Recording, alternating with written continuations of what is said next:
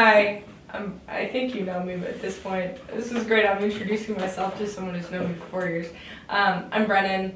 I'm a senior here at the college. I study international politics. I minor in data science. I've done some internships. Spent 4 long years on this campus.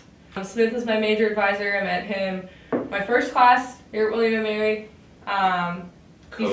COVID years. So I'm a senior and I live here. Okay. I'm Dennis Smith. Dennis. I'm a professor in the Department of Government. Yeah! Makes it sound glamorous. Yeah. I have been at William & Mary 17-ish years, maybe 18. I have to do the math. He's old. Yeah, I'm old. I like the Roman Empire. I took Intro to International Politics and International Security, and I will be TAing for International Security this coming spring. My first year of college was very tumultuous, and Smith was one of those people who I was like, hey, like I came to him because I had a concussion after, this accident, my spring semester, and I was like, hey Smith, I have a concussion and I know we have this paper due. Can I have an extension? And he just went, don't write it, please. Don't make it worse. And I went, oh, okay. Oh, the concussion. Yeah. Like, health matters. Health matters. Yeah, health matters. Right? You're get a button. Health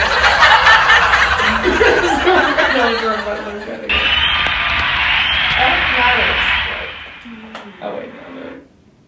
Okay. Yeah, that's right. I had you in 204 and intro, and then 329. That's right. I learned many a thing in Smith's classes. At least when we're talking about IR. IR is a very complex discipline, so I learned the different paradigms. These are social science lenses that people use to evaluate IR, so realism, liberalism, constructivism. And then IS basically was opening up these issues and really looking at kind of like flowcharts of behavior and how do you not predict behavior, because to be very clear, you really can't predict human behavior, but how do you codify human behavior, I guess. And IS was looking at special topics, but also looking at things like hypersonic weapons and counterterrorism and great power strategic competition. And so that's what I learned, like, course-wise in Smith's class. There's a lot of small lessons that you can't really get outside of a classroom. I had class with Smith right as Russia launched their illegal invasion of Ukraine. Is there a boo button? Yeah, that's Close enough. close enough. And literally the day after I came into Smith's class and we spent the entire, it was the day after, and we spent the entire class debating about what had happened, why it had happened. And that, I think, is a good encapsulation of like learning things that you can't learn outside of a classroom. Because when something like that happens and you're in a class like international security and you go into class, it's happened and you're learning about, how do you codify human behavior? What does great power strategic competition even look like? And you have these discussions about things like, well, we learned about this model. Why didn't this model work to predict that this might happen? Or why is it that these kinds of things are being used in the offensive as opposed to these other kinds of things? And that's something you can only really get from a professor like Smith. You obviously, know a lot of things. I remember when Brennan was a William & Mary baby and brand new. And in the past I used to teach 204 Intro to International Politics in the fall semester. And I actually really loved teaching it that semester because I would get a lot of first semester freshmen and you're totally new to the world. And it's like a journey, right? Because there's just so much learning in that first semester, just across the board, William & Mary wise, but also in the class. And over the 4 years, I got to see you turn into an international security professional. And that's like a riot. It's like so rewarding and fun to watch. When I design my courses just aren't about like imparting like academic knowledge. I actually want you to have practical skill sets. Yeah. Because most of you are heading off to the policy community, right? So how do you take these concepts and apply them? How do you know them when you see them in the real world? Can you construct an argument that's bottom line up front? Do you know how to do memos?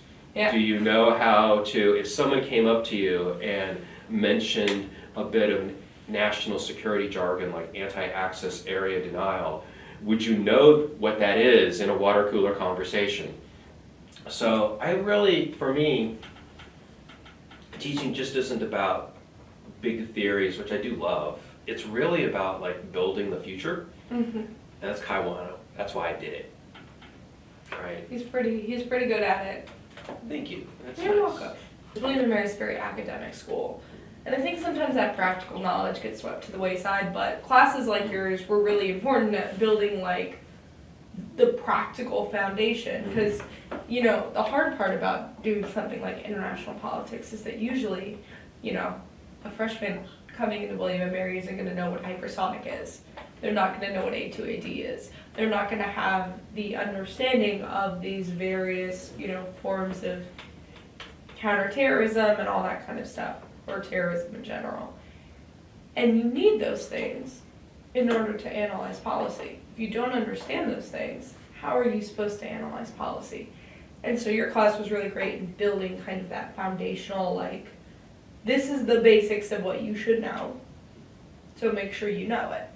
And as someone who then went on to go work at the U.S. Indo-Pacific Command last summer and spent time around a lot of military people, classes like yours were foundational in having some kind of knowledge I could pull from.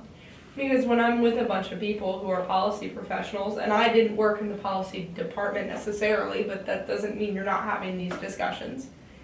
If you're in a situation room, or you're talking with these very smart, very accomplished people who are saying all these fancy words, if you don't know what you're talking about, they're gonna know. They're gonna know really quickly. And so your class was really good at making sure I didn't look like an idiot, which is pretty important, I think, for everything. And that's the other thing about learning at William & Mary is, at least in a lot of my classes, especially the ones where I've had more practical knowledge. So right now I'm taking a wargaming class with General Lyon, Major General Lyon, retired of the Air Force. That's a great class. He is just phenomenal, and he reminds me a lot of you in that the knowledge is supposed to be applied knowledge. Yeah. And the way he teaches is very practical. Maximum 15 students, designing a war game as a capstone, getting to go to the Pentagon, getting to go to the National Defense University. That started with, do you have the foundational knowledge to be here? And if you don't, how can we get you to where you need to be? And team learning is super important. And I do appreciate that your classes, as well as, you know, these more senior level courses, are team-based classes. Because you can't work on your own in the real world. That doesn't exist. No, I'm convinced, and I was convinced early on even when I first started teaching, that project and problem-based learning was the way to do it. But also just imparting very basic skills. So one of the things that I do now, and I think I did it for you all, but not as much, is I tell students that when you take notes, you're actually producing analytical product. It's an opportunity to practice analysis. The right? note format he gave us was start off with as many notes as you can take, condense it down to a page, condense it down to a note card. And that should be how you do that. Now, do I do that? No. No, I don't have no, the it's time. a goal. It's a goal, but I do the one-pagers. Yeah, I want you to know. one-pagers, I right? do. Because what you do as an analyst is you take the complex and you boil it down to its essence and you make it discernible to others. That's right. And you practice, right? So, and a lot of this I didn't know when I was your age, right? I didn't learn that until I was much, much older. And I don't know, I mean, looking back at it, I wish somebody had just taken me aside and said, look, this is the way the world works, Hey, buddy. right? It's been a very good part of like the classes I've taken with you, and then obviously I'm going to be TAing, so trying to impart that knowledge onto the younglings. And you know, how do you be a successful student? Part of how you be a successful student is you learn to manage the amount of responsibility that you have been dealt, or that you deal yourself, unless path deals it to you. Right. in which And case. you do it as efficiently as possible, and you know your limits, and you communicate those limits to others. That's right. Right? And you're like, you work as part of a team. Right. You don't just sit there and go, oh, well, I have a concussion and everything hurts, but I'm going to keep writing. No. No. Right. Never write with a concussion. Oh my God, please don't. Please don't. Don't do it. It was not, I didn't end up doing it, for this class at least. Yeah, because I told you not to. Because that's the smart thing to do. Self-care. Self-care. important. Self-care is Brought to really you important. by William and Mary. All right, here we go. Cheers. Cheers. Yummy. Mm. Tastes like Tuition. none. They're the same thing. They're interchangeable.